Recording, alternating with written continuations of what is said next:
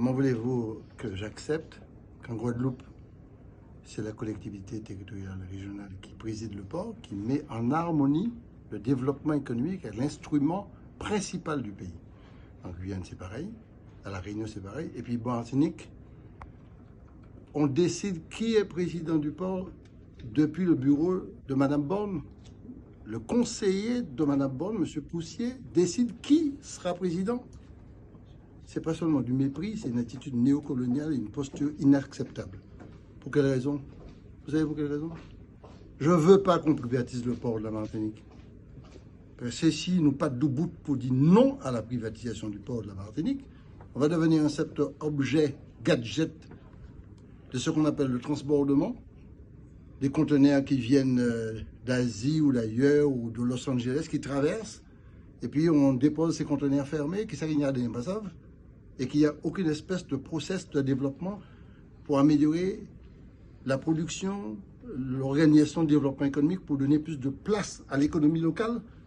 Mais en cas de détruire l'économie locale simplement pour faire du transbordement. Et quand je refuse ça, on me dit clairement, ben, on va prendre celui qui représente le mieux cette philosophie. C'est dépassé. Cette philosophie est terminée. L'économie de plantation, l'économie de monoculture. Je suis pour la banane et le rhum, sans problème de production, mais l'esprit de la monoculture, je suis contre ça. Et ce port est fait simplement pour importer massivement et pour exporter des bananes et du rhum. Vous avez été satisfait de la réponse du ministre? Mon panier est satisfait. Mon ministre Hassan-Mantini a dit, c'est tout, moi pas content. Et c'est clair. Bon, ça y répond nous. Est-ce que vous content de ça y répond nous? Non, pas qu'à dépendre du ministre. Peut-être moi c'est à moi. Bon. Donc, le port, c'est pas une question de poste, d'autant plus que la guerre, c'était encore un job de Kabaye. C'est créer une harmonisation entre les stratégies de développement et le développement lui-même et les instruments qui permettent le développement. Quand vous avez un port qui peut aller au nord et moins aller au sud, ça n'y a rien, ouais, ça ne marche pas. Vous savez que, je l'ai dit à plusieurs reprises, la plupart de ceux que nous importons et transformons à Paris, après ils viennent des États-Unis et d'Amérique du Sud, ou de la Caraïbe ou d'ailleurs. Si les Martiniquais sont contents de ça, non, je suis sûr qu'ils ne sont pas contents de ça, et qu'ils vont refuser que le port devienne un outil privé, quoi, demain matin. Incontrôlable, sous une forme de fonctionnement que l'État aura mentionné. Et ce qu'a fait M. Poussier, le conseiller de Mme Borne, de donner l'ordre par écrit, qu'il signe lui-même, de voter contre la collectivité territoriale de Martinique, ça veut dire quoi? Ou déclarer la guerre. Ben, on déclare la guerre, on fait la guerre, quoi.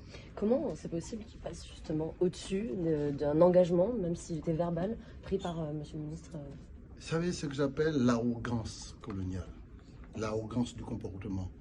C'est-à-dire, vous avez un engagement qui est pris par un ministre, le ministre de l'Outre-mer, un engagement qui est confirmé par le ministre délégué, vous avez un engagement qui est confirmé par les autorités locales, de dire, attention, la Chambre de commerce, c'est une institution que je respecte, y compris la personne de M. Jacques, je n'ai aucun problème, mais c'est quand même, au pas qu'à mettre en euros, nous sommes les premiers financiers du port, sauf qu'à faire une extension, et puis on a un ou deux représentants à la marche. Dans quel pays on voit ça? Dans quel pays on a vu ça? Et vous vous permettez de dire, vous choisissez le président. Pourquoi vous ne l'avez pas choisi en Guadeloupe? Pourquoi vous ne l'avez pas choisi à La Réunion? Donc le port est devenu l'objet au carnaval des autres. Non, le port ne sera pas privatisé et le port doit jouer un rôle de transformation de l'économie locale. Si on n'a pas compris ça, eh bien, on est véritablement dans une situation où rien ne changera. C'est la porte d'entrée de l'économie locale. Si on ne maîtrise pas ça, c'est foutu. Et donc là, justement, ça veut dire quoi pour la suite? Pour l'avenir, justement? Pour la suite, nous étudions la possibilité de démissionner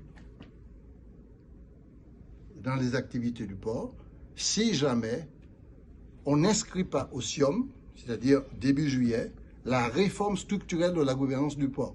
Quand vous dites démissionner, ça veut dire que c'est vous qui gérez les fonds européens, justement, qui financent le port? Mais je vous parle de démissionner du port. Okay. On ne va pas démissionner des fonds européens, je parle du port. Ça ne sert à rien d'être des spectateurs au port d'orientation qui ne correspond pas du tout aux intérêts du peuple martiniquais. C'est ma vision, c'est mon point de vue.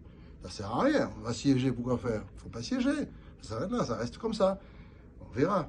Et puis, il y a une deadline, il y a un point final, c'est le SIOM. Si au SIOM, il n'y a pas de réforme de la gouvernance du port pour qu'on le mette au même niveau pour la Guadeloupe, ça qui est bon pour la Guadeloupe, bon pour la Guadeloupe, bon pour nous aussi, pour la Guyane et pour la Réunion, je ne vois pas pour quelle raison on restera dans une telle gouvernance où on est ignoré tout en apportant 100% des financements locaux. C'est quand même inadmissible, quoi. Ok.